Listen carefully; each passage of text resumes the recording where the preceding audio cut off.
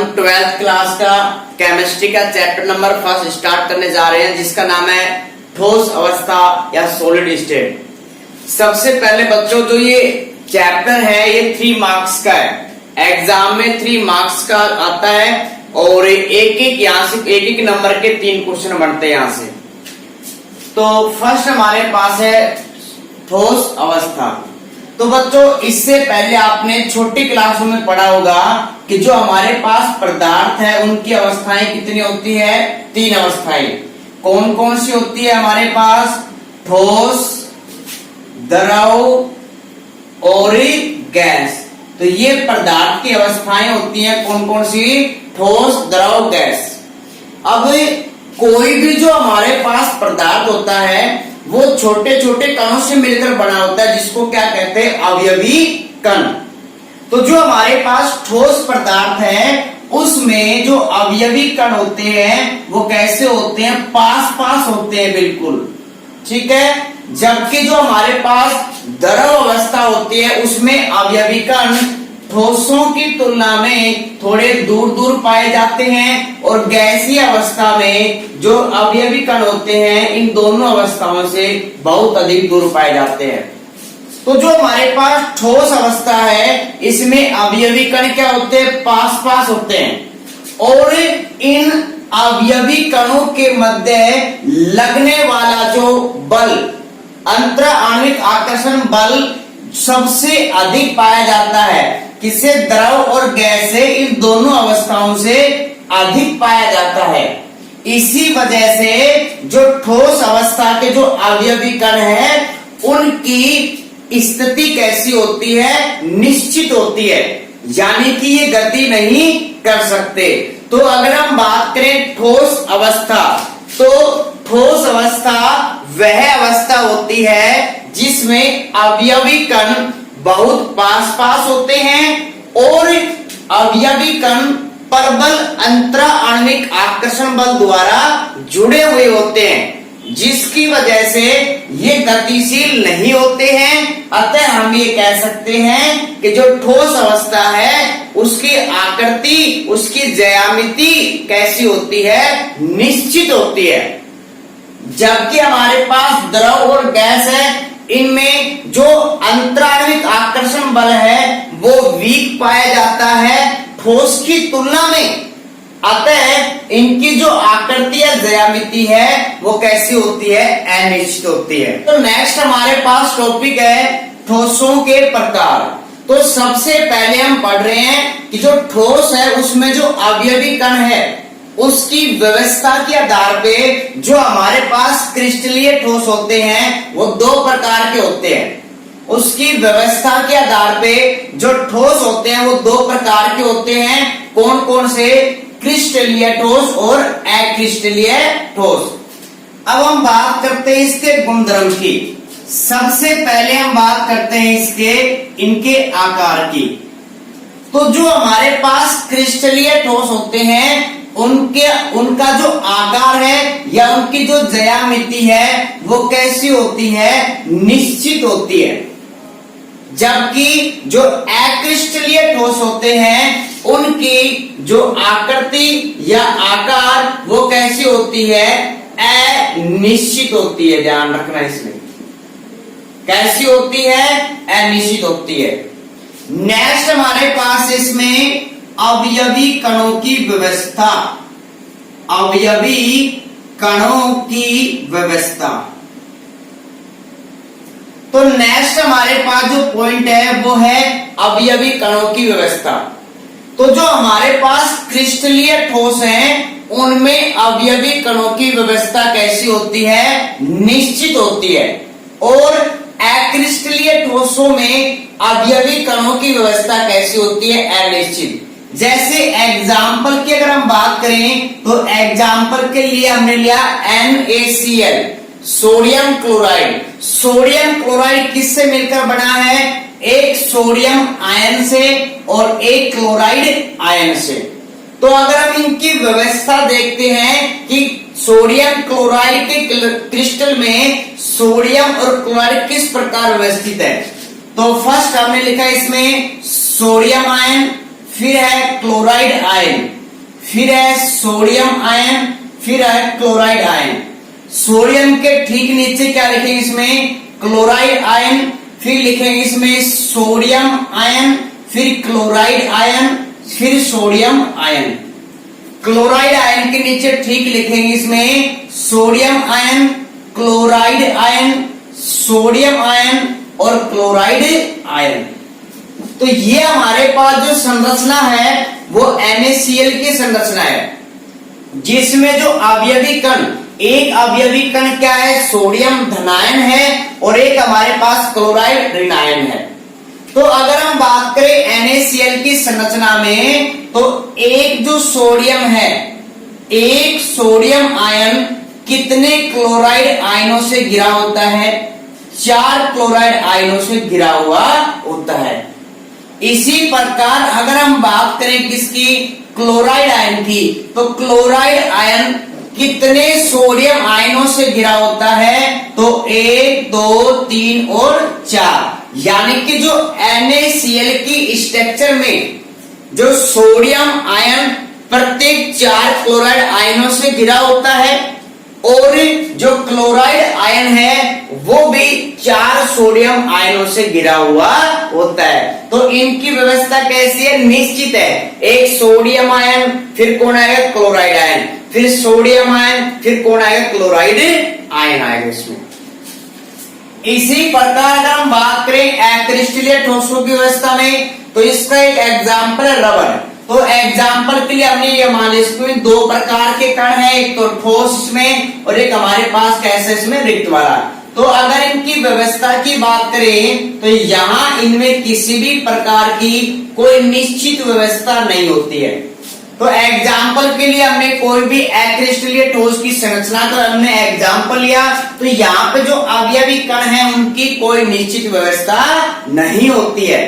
तो हम ये कह सकते हैं कि जो क्रिस्टलीय ठोस ऐसे ठोस होते हैं जिनका आकार यानी कि ज्यामिति और अवयवी कणों की व्यवस्था कैसी पाई जाती है, निश्चित पाई जाती है। जबकि अक्रिस्टलीय ठोसों के लिए उनका आकार, उनकी ज्यामिति या अवयवी कणों की व्यवस्था कैसी होती है, अनिश्चित होती है। क्योंकि हम बात करते हैं तो नेक्स्ट गुणधर्म हमारे पास है गलनांक। तो बच्चों गलनांक क्या होता है, गलनांक वह ताप होता है जिस पर कोई भी ठोस वस्तु किस में बदल जाती है, द्रव में बदल जाती है, उसे क्या कहते हैं, गलनांक कहते हैं।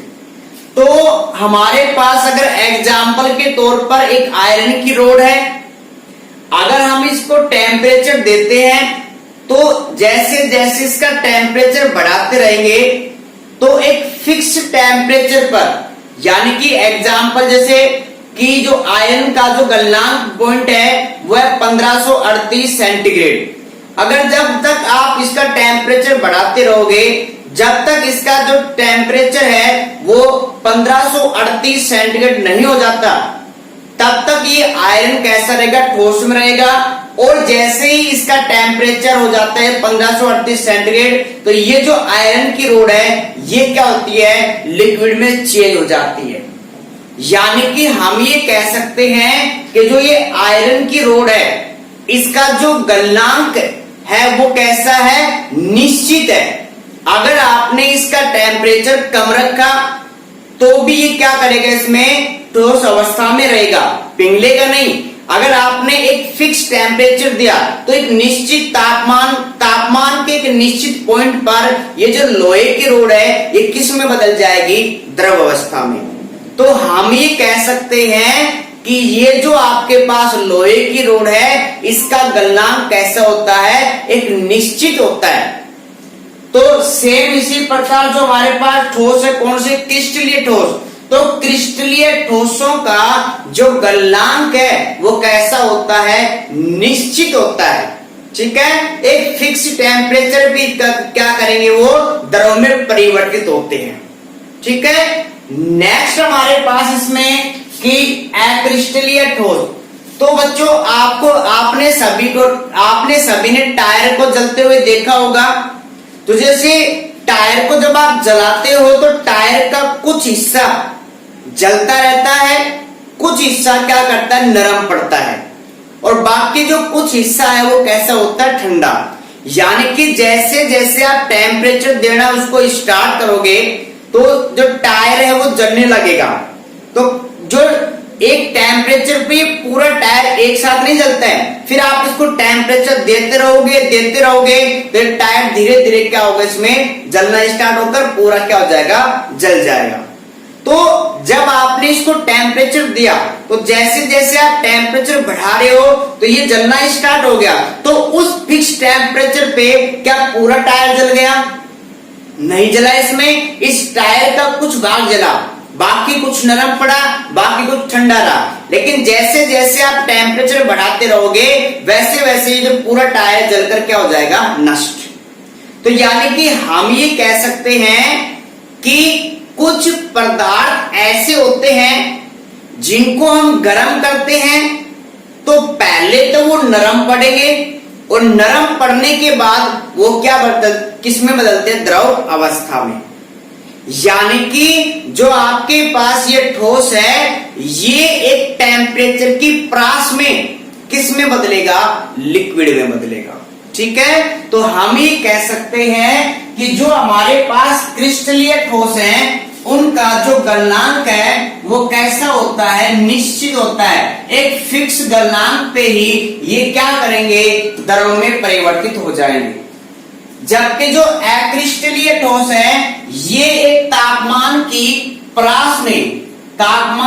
प्रास में पिघलते हैं। यानी कि जैसे जैसे आप ताप दोगे तो पहले नरम पड़ेंगे, फिर उसके बाद किस में बदलेंगे, द्रव अवस्था में बदलेंगे। ठीक है, तो बच्चों ये सेकंड हमारे पास गुण द्रवता गलनांक। अब नेक्स्ट हमारे पास टॉपिक है दैशिकता।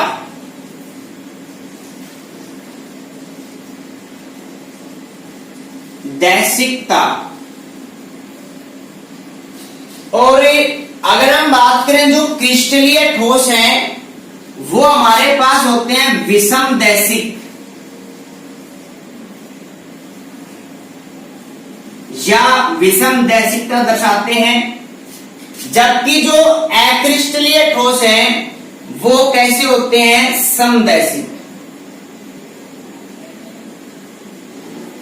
या समदैशिकता दर्शाते हैं। तो बच्चों ये दैशिकता क्या है, दैशिकता देखो नाम से मालूम चल रहा दिशा, दैशिकता यानी कि दिशा में। तो कुछ ऐसे गुणधर्म होते हैं जो पदार्थ की किसी भी दिशा में ज्ञात करते हैं। तो अगर वो गुणधर्म समान आते हैं तो उसको हम क्या कहते हैं, समदैशिकता। क्रिस्टलीय ठोस है वो होते हैं विषमदैशिक, और हमारे पास जो अक्रिस्टलीय ठोस होते हैं वो होते हैं समदैशिक। अब ये समदैशिकता और विषमदैशिकता का मतलब क्या है, पहले आप उसको समझो।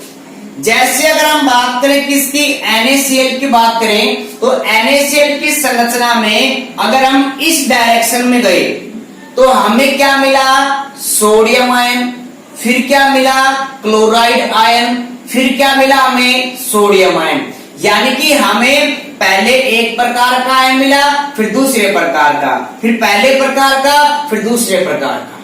ठीक है, जब आप इस डायरेक्शन में गए तो आपको क्या मिलेगा, sodium ion, sodium ion, sodium ion. यानी कि जब आप इस डायरेक्शन में जाते हो तो आपको क्या मिलेंगे, प्रत्येक कण कैसे मिलेंगे, समान। जब आप इस डायरेक्शन में जाते हो तो आपको क्या मिलेगा, chloride ion, chloride ion, chloride ion. यानी कि हम ये कह सकते हैं कि जब हम इस सोडियम क्लोराइड के क्रिस्टल में अलग अलग दिशा में जाते हैं तो हमें अलग अलग आयन क्या होते हैं, प्राप्त होते हैं। इसका मतलब समझना कि पदार्थों के, या हम कह सकते हैं कि क्रिस्टलीय ठोसों के कुछ ऐसे गुण होते हैं जिनको भिन्न भिन्न दिशाओं में अगर हम ज्ञात करते हैं तो वो गुण भी हमें कैसे प्राप्त होते हैं, भिन्न भिन्न प्राप्त होते हैं। और इसी गुण को क्या कहते हैं, विषम दैशिकता। तो ये हमारे पास एक क्रिस्टलीय ठोस का एग्जाम्पल है NaCl का। तो NaCl का अगर हम इस डायरेक्शन में गए तो हमें अलग आयन मिले, इस डायरेक्शन में गए तो भी हमें अलग आयन मिले, इस डायरेक्शन में गए तो भी हमें अलग आयन मिले। मतलब हम ये कह सकते हैं कि इसके लिए अलग अलग डायरेक्शन में अलग अलग आपको गुण प्राप्त होते हैं। इसी प्रकार हमारे पास अक्रिस्टलीय ठोस है। अक्रिस्टलीय ठोसों में अवयवी कणों की कोई निश्चित व्यवस्था नहीं होती है। जब आप किसी भी डायरेक्शन में जाते हो तो आपको सेम पार्टिकल मिलते हैं, सेम अवयवी कण मिलते हैं। तो इसका मतलब हम ये कह सकते हैं कि जो अक्रिस्टलीय ठोस होते हैं उनमें कुछ जो गुण होते हैं उनको अगर भिन्न भिन्न दिशाओं में ज्ञात करें तो आपको कैसे प्राप्त होते हैं, समान प्राप्त होते हैं। इस गुण को क्या कहते हैं, समदैशिकता कहते हैं। जो क्रिस्टलीय ठोस होते हैं वो विषमदैशिकता दर्शाते हैं, जबकि अक्रिस्टलीय ठोस हैं वो क्या दर्शाते हैं, समदैशिकता दर्शाते हैं। इसका बहुत अच्छा एग्जाम्पल है, जैसे आपके स्कूल में जो प्रेयर होती है तो उस समय जो ये लाइन है ये 10th क्लास के बच्चों की है, ये लाइन है 11th क्लास के बच्चों की है, ये लाइन 12th क्लास के बच्चों की है।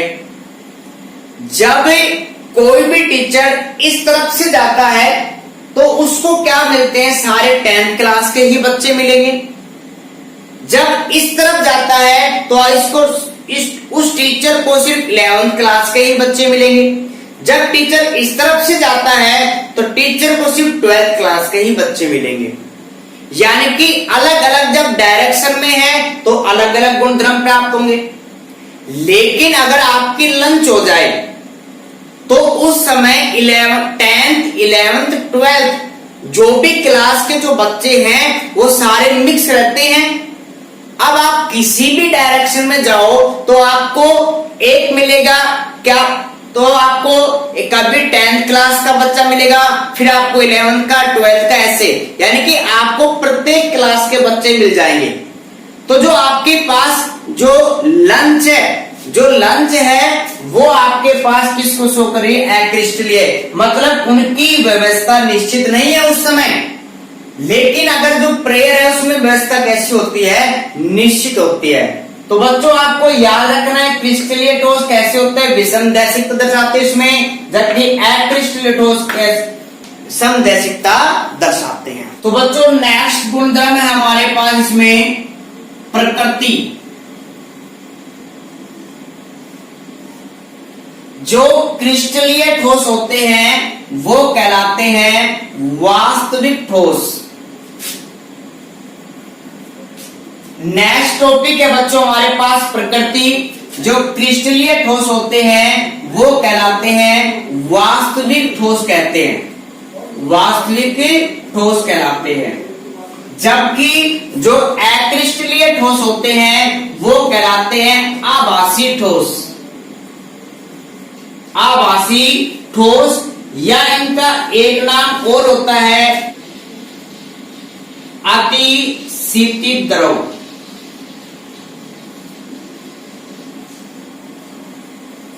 तो बच्चों जो क्रिस्टलीय ठोस होते हैं वो कहलाते हैं वास्तविक ठोस कहलाते हैं, जबकि जो अक्रिस्टलीय ठोस होते हैं वो कहलाते हैं आभासी ठोस या अतिशीतित द्रव।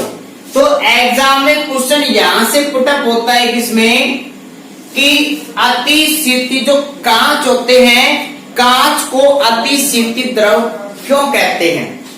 तो बच्चों इसका जो आंसर है कि अतिशीतित द्रव जो ये गुण है ये क्या है, पहले आप इसको समझो कि किसी भी वस्तु का अपने भार के कारण बहना ही क्या कहलाता है, अतिशीतित द्रव गुण कहलाता है।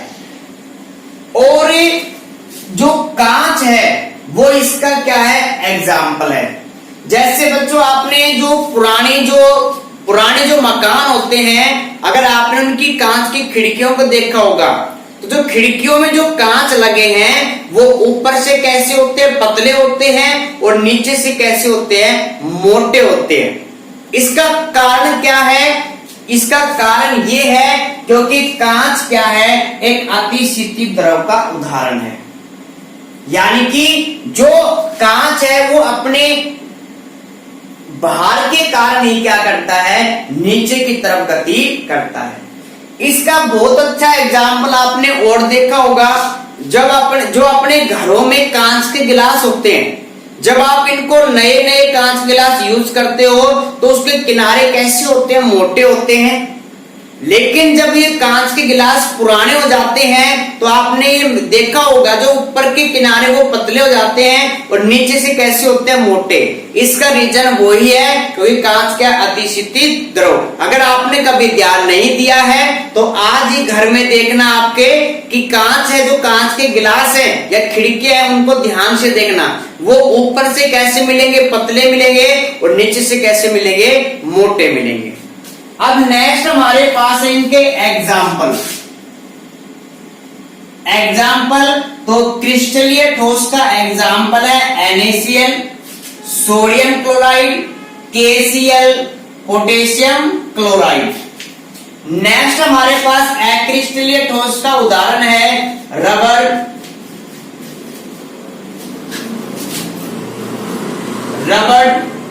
और कांच। तो बच्चों ये एग्जाम में आता है, क्रिस्टलीय ठोस और अक्रिस्टलीय ठोस में अंतर लिखिए। एक तो यहां से क्वेश्चन पुटअप होता है, दूसरा जो क्वेश्चन यहां से पुटअप होता है कि कांच को अतिशीतित द्रव क्यों कहते हैं। तो ये हमारे पास फर्स्ट लेक्चर था जिसमें हमने पढ़ा कि ठोस किसे कहते हैं और ठोसों के प्रकार, लेकिन किसके आधार पे पढ़ा हमने, जो अवयवी कण है उनकी व्यवस्था के आधार पे। तो अवयवी कणों की व्यवस्था के आधार पे कितने प्रकार के होते हैं, 2 प्रकार के, क्रिस्टलीय ठोस और अक्रिस्टलीय ठोस।